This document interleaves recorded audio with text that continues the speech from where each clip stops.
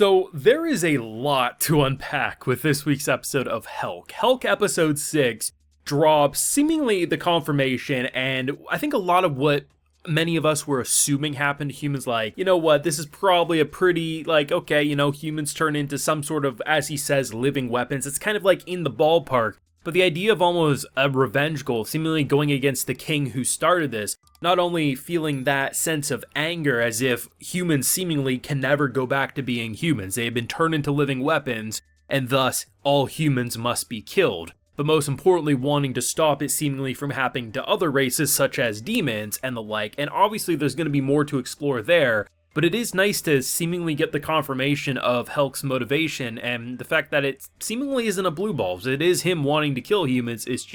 It's more than just simply like, oh, the humans push me away. It's seemingly something to do with just the guilt of like maybe not being able to stop it from happening. And then on the flip side of the episode, Ostrogist, the one of the 4 elite lords, man. I mean, when you get titles like that, it's nice to see that someone can walk up with a mask looking like this and smacked every knight that was there. We went from, oh my god, all these characters are going to die, to, wow, we just need one of them and he can make them all call him daddy. That's how you know you got a good Helck episode on your hands. Now, I do have a full live reaction to today's wonderful episode of Helck available on my Patreon. If you would like to see that, it is over there if you're interested. Now, like I said, there's a lot to unpack. There's some goofy, funny moments. Nice to see Anne and our boy Helck bond. And of course, there is all the amazing action. I mean, the title of this episode, I think, was Invasion, so I wasn't sure what we were going with. Now, I saw a lot of people last week be like, I'm not going to be surprised if the man in the hood isn't actually, like, menacing, and I was right there with everyone. I mean, there was a moment where I started to second guess myself because Helck seemingly had that, like, be on your guard, this isn't looking good. I was like, wow, that's a little weird, because I was almost confident that this island was nothing but goofballs, and then he pulls off the robe, and just the fact that they were trying to throw a surprise welcoming party and Helck was in on it was kind of genius. Because the brilliant thing about Anne and Helck's relationship right now is that her natural skepticism and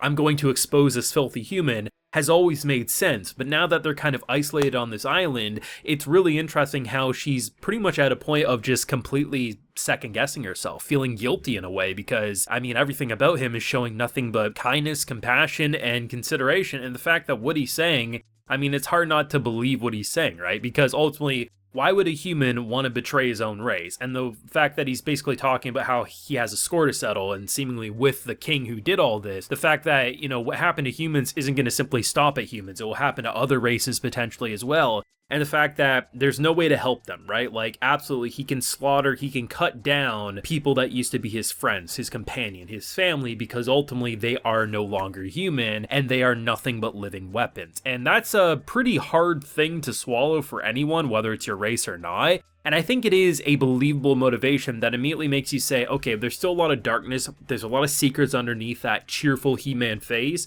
but that does seem to be the main motivation.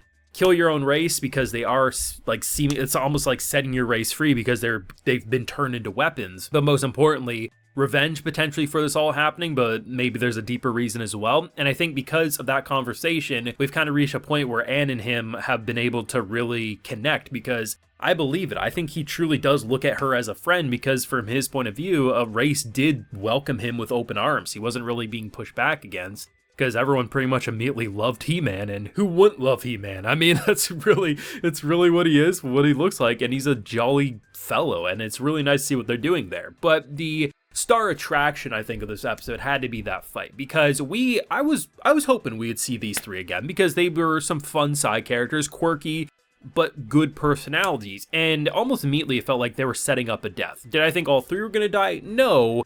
But the fact that it was kind of being built into, like, okay, we're going to let you run to get the message. If they have time to prepare, it's good. Because there's like 100 winged knights, and 3 of them look like boss level character designs. You got Psycho Kid energy, big muscular guy.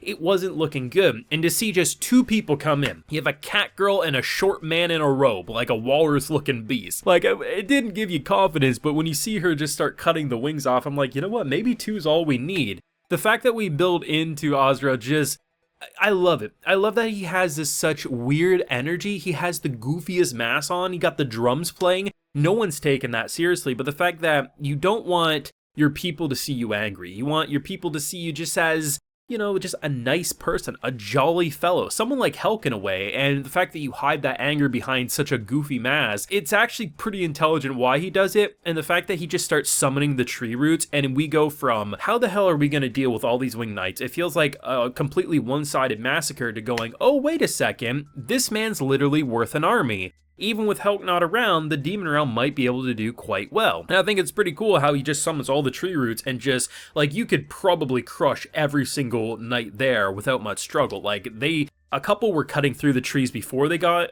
like, attacked or, like, basically wrapped around, but, like, once you're there, I don't think you escape that. It's pretty intense, I have to admit, and I honestly think this was probably the best produced episode of Helck. Now, I haven't been one to criticize the production or the art style because I've liked the simplistic charm of it, but I can understand where people do pick out and nitpick and even criticize shots that should be criticized because there is production issues here and there. But this episode felt the most refined. Like, character models stayed on model, the animation was smooth, there was a lot of really nice moments, and honestly, this was absolutely the best episode of Helck, hands down. It's just getting better. I mean, I literally said it last week, like, episodes like last week are the things that make you reconsider what truly is your anime of the season, because a simple teleportation to an island, not knowing are we in the future, because characters talking about how this feels nostalgic. Well, we could have been thrown into the future. Are we just in uncharted territories on the map? There's a lot of uncertainty, and every time I learn more about this world or I see more of this world, I just say there's not a lot like Helck, and I completely understand why people were begging me to watch this one before the season started. I'm obviously very happy that we have two cores of this greatness, because the more you see, the more you think, okay,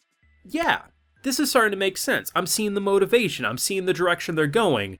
But we have to consider we're at episode 6. There is still so many more mysteries left to explore, but I think what's brilliant is that over the course of these 6 episodes, we've gone from thinking, okay, He-Man goes to the Demon Realm, says he wants to kill all humans. Seemingly, one of the more important people said Demon Realm is, bro, we can't trust a filthy human. Makes a lot of sense. And now we're in a situation where we don't even know if our characters are in the same timeline anymore, the same time period anymore. And I kind of feel like I understand Helck's motivations. I kind of feel like I understand what's at stake, but I still feel like we have 90% left of the mysteries to explore. And that's really, really cool in my opinion, because I think this show does a good job at revealing things at the right pace so the viewers can kind of be like, okay, yeah, I feel more grounded. I feel like we got this. And then when the next big bombshell drops, you're like, oh shit, we had our mind easy. Like, we got this empty spot in our mind ready for the next big what the hell I'm going to be asking questions for the next 6 episodes, and it's just doing a good job in my opinion. Now, those are just my feelings, of course. I love to know what everyone thought. Manga Readers Anime Originals, what did you think of Helck episode 6? And let me know down below. Leave a like if you enjoyed, subscribe if you're new around here, ring that bell, of course, and get notified when I upload more videos to the channel. And like I mentioned, we do have that full live reaction to Helck available on my Patreon, and hey, while you're there, you also get a video shout out. So today, we have Valerix, Adam Dundorf, Ian, Jedmons, 9173, Nate Lowry, and Stryatar. So I appreciate the support, everyone, and please take care and have a good one.